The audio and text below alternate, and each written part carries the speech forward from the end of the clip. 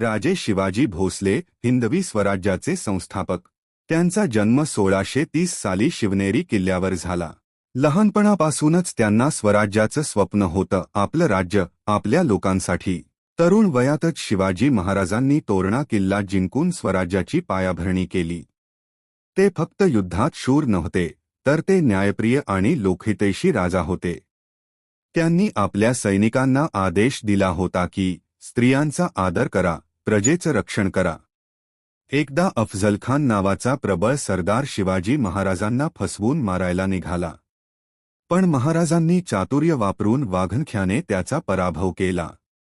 ही घटना त्यांच्या शौर्याचं प्रतीक बनली।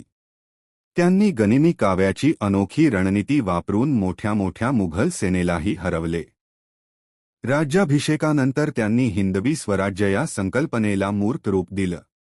आजही शिवाजी महाराजांचे आदर्श आपल्याला शिकवतात, धैर्य, शौर्य आणि स्वाभिमान कधीही हरवू नका।